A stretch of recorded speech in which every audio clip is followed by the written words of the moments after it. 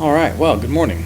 And so I guess I should open up with a comment on my personal bias, and that's that I'm in favor of miracles still existing today. For me, I like it, the idea of a story where the finger of God just comes down on somebody's life and makes a difference. A lot of people, like the boys we talked about with, you don't see the jar that just never ends of oil or whatever. But I do believe miracles still exist today. And I do believe that God is constantly, I hate to say interfering, but he's touching lives. He's doing things. So I look for stories where I see that this stuff is still happening today. And I think that we are supposed to take that lesson, that the Word is timeless, and just because He did miracles 3,000 years ago in a different way doesn't mean that miracles aren't still being done today. They're happening. They're around us. And perhaps you have been the miracle worker. The Lord does ask us to do things for other people, and He one of the teachings of the new church is that, we're supposed to be useful. And part of that usefulness is given to us by the Lord because He knows how much fun it is to be useful. I think we've all had the experience at this point in our life where we've given somebody a gift out of the clear blue, something that wasn't asked for, but something that was just so gratefully received. Maybe it was just a hug. Maybe you picked up a tab at a diner or something like that. Something small, but it was just given out of love. It wasn't given because it was Christmas or birthday. It was something that was given out of love. And just that little bit of love makes the miracle. There are stories all around of people doing just that, of giving a little bit of love, and it becomes a miracle in somebody else's life. I've got a whole pile of them I found over this week about people giving and receiving a miracle. Here's one about money. A woman writes, I was at the supermarket checkout, and the clerk tallied up my grocery bill, and I was $12 over what I had on me. I began to remove items out of my bag when another shopper handed me a $20 bill. I said to him, please don't put yourself out. And he says, let me tell you a story. My mother is in the hospital. She has cancer. I visit her every day and bring her flowers. When I went to her this morning, she got mad at me for spending my money on more flowers. She demanded that I do something else with that money. So here, let me do something else with my mom's flower money. Somebody needed a miracle of money. Now, we don't know that she's going to starve, but it's just a little something. And these kind of small gifts go a long way towards somebody. I mean, she's writing about this later. That's how much that little thing meant to her. Here's another one I found. My neighbor Jim had trouble deciding if he wanted to retire from the construction field. One day he ran into a younger man that he'd worked with previously. The young man had a wife and 3 children and was finding it difficult to make ends meet since he hadn't worked in some time. The next morning, Jim went into the office and submitted his retirement paperwork. As for his replacement, he gave them the name of that young man. Well, that was 6 years ago, and that young husband and father has been employed ever since. There's plenty of miracles that go around where money is given. This guy gives them a job, which is the money. It's the end result where things happen. One miracle I observed back in the U.S., this is after Zach was born, so about 8-10 years ago. But there was a young couple. They couldn't have a child. And they were going through IVF treatments. And as everybody, I think, knows, medical care in the U.S. isn't cheap. And IVF is no exception to that. They couldn't afford the IVF, but there was a woman in town who was wealthy, and she went to the doctor and covered all the bills. And there's a child out of that. I mean, miracles do happen. People give, people receive, And no, it's not the same kind of thing with the jar of oil, but all it takes is that little bit of love, and something great can come out of it. For that woman who gave the IVF, it was probably no big deal off her financial ledger. She had plenty of money. It was that little bit of love that became something big. In this case, a 7 or 8 year old little boy. Little things matter a lot. And all you need is that little bit of love. And it can just paper over a lot of problems. I mean, just think about your own life. If you felt that you were more loved, how would that change things? The things that maybe that irritate you, maybe it wouldn't irritate you so much because you think, you know what, I'm good. Don't worry about them. I'm happy because I'm loved, I know it, I feel it, and I'm loving. All the other stuff, I don't have to worry about it. Little miracles. It happens with food too. That was the other miracle. Miracle of food. 2 firefighters were waiting in line at a fast food restaurant when the siren sounded on their fire truck parked outside. As they turned to leave, a couple who had just received their order handed their food to the firefighters. The couple then got back in line to reorder. Doubling down on the selfless act, the manager refused to take their money. So, somebody's hungry. Small miracle, right? Small miracle. But this one's my favorite of the ones I collected here. It says, while going through divorce, my mother fretted over her new worries. No income, the same bills, and no way to afford groceries. It was around this time she started finding boxes of food outside our door every morning. This went on for months until she was able to land a job. We never did find out who it was that left the groceries for us, but they truly saved our lives. Miracles still happen. And, we read in the teachings for the new church that the Lord doesn't do miracles the same way He used to. And that's true. And it's not to say that miracles don't still happen. And that's what I get from some people. They come back and say, miracles don't happen. The Lord doesn't do them like He used to. Well, that's true. You're not going to have, the minister going around pouring out a jar of never-ending oil. Doesn't happen. But the miracles do still happen. He's just outsourced some of it to us. He's delegated it, saying, hey, this is really good fun. Why don't you go out and help somebody? All you got to do is take what little you've got, doesn't have to be much, and it won't run out. We see this miracle repeated again in the New Testament with the feedings of the 4,000 and the 5,000. A little bit of bread, a little bit of fish, it just keeps on going. It's that little bit of love. All you need. It's not all you need. You need a little more other stuff too, but it's this idea that miracles still do happen. And I think if we can open our minds to letting miracles be received, we're more likely to receive them.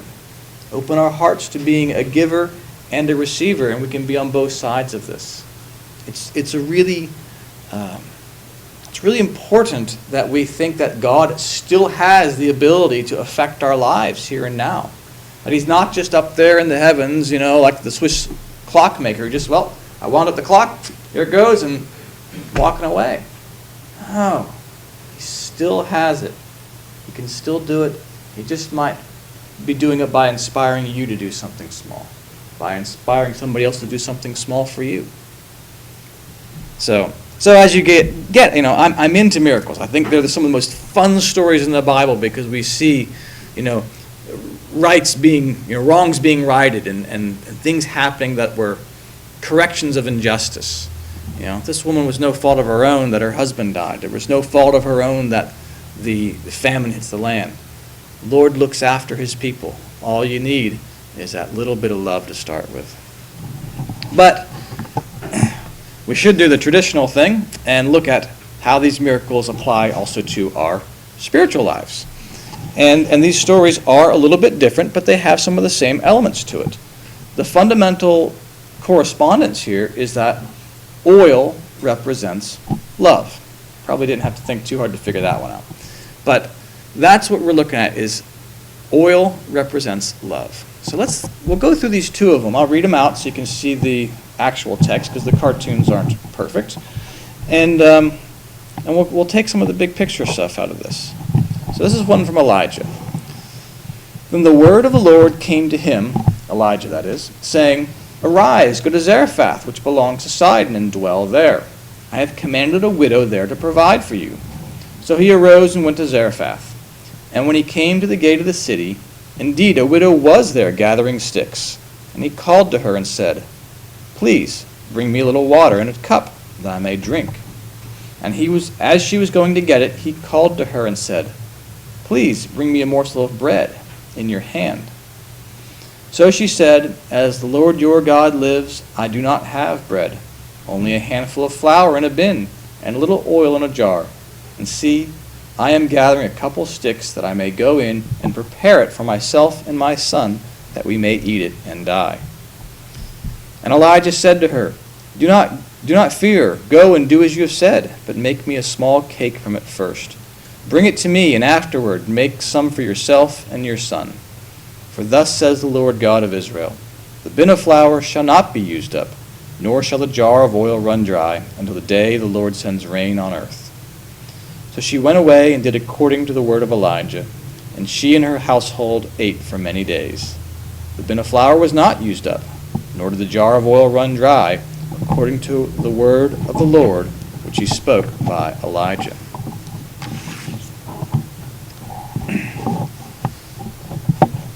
So with this miracle, you're looking at a person who is trying to be a good person, but the world around her has gone amok.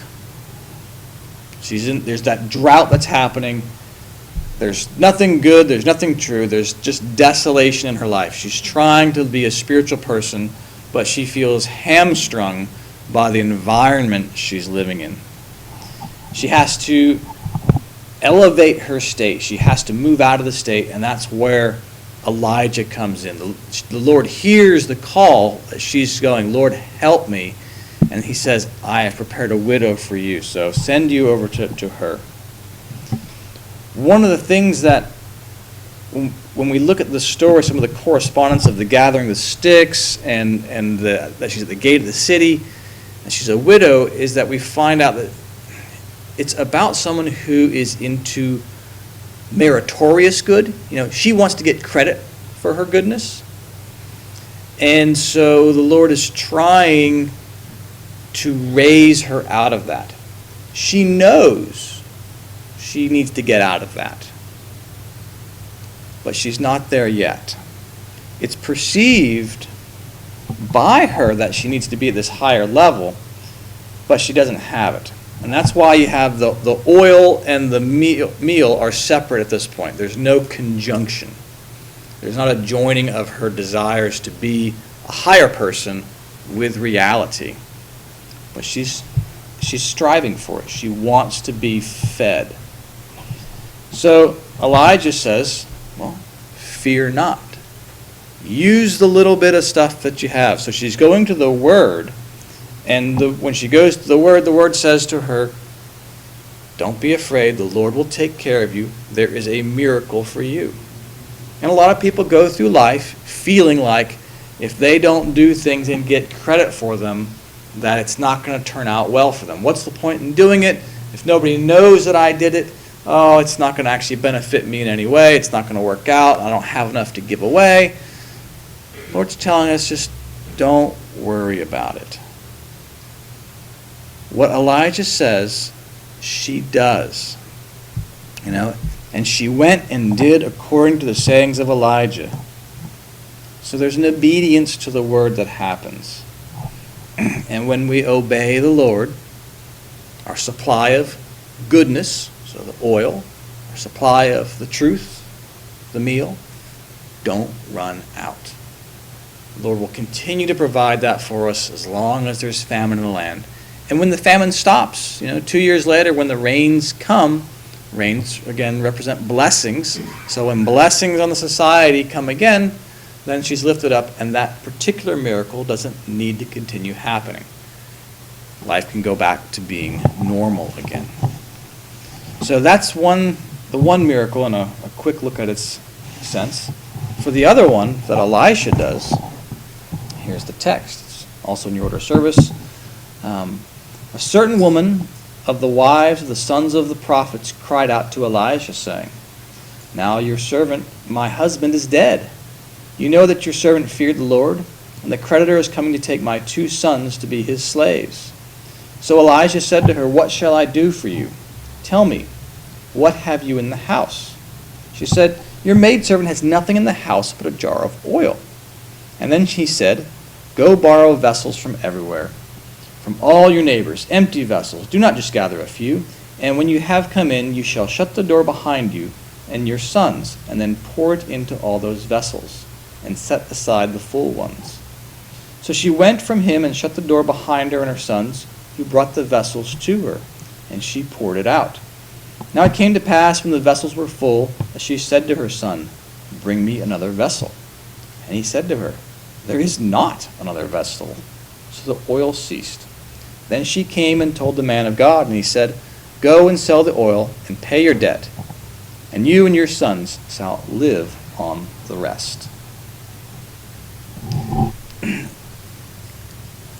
One of the things that we look at the beginning part of this story is she is seeking out Elisha.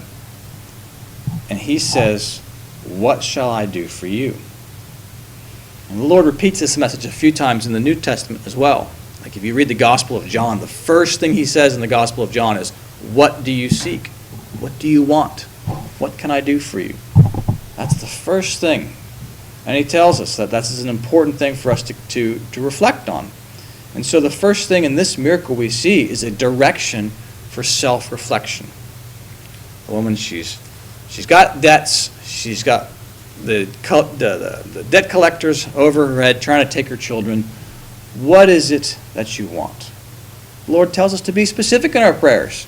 Tell him, what is it? Lay it out there. What do you want? Put your mind on it. Self-reflection. What does this person want? What can you do, and what do you have?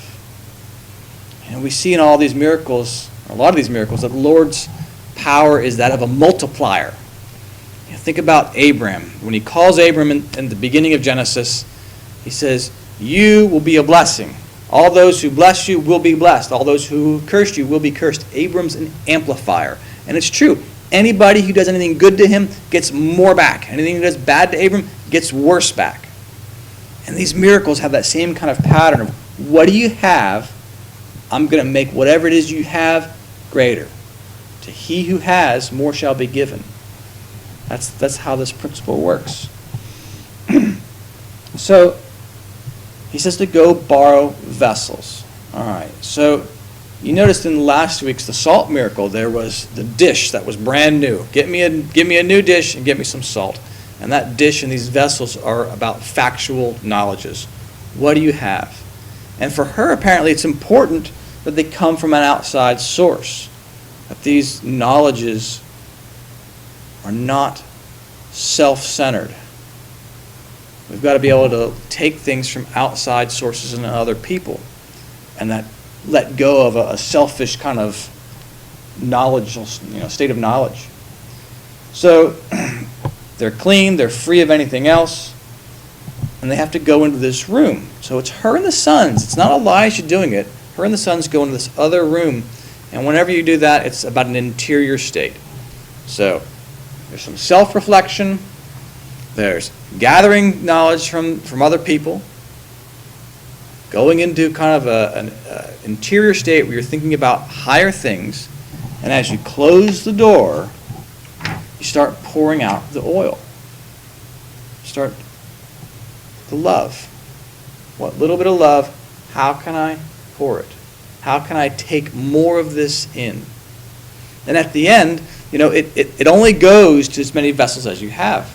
And this is about the Lord telling us, well, I can only give you what you're able to receive. So this miracle is definitely shows an effect on our willingness to receive more. He'll give you as much as you can handle, but once those vessels are filled up, that's it. I'm only going to give you what you can handle. So these miracles are similar in that the oil, the love, the little bit of love that you have to start with is what's necessary. And that little bit that you've got will be multiplied. What can you give that you can give freely and it'll just keep on going? When we think about the little miracles at the beginning that I read, I mean, they're so simple. $12 for a grocery bill, a fast food meal, submitting in a retirement paper when the guy was ready to retire anyway. I mean, little things that can be a huge miracle for somebody else. These miracles still happen. It just takes a little bit of love from us, a little bit of caring, a little bit of looking outside of ourselves and enjoying it. And we too can be the miracle worker, just like Elijah and Elisha.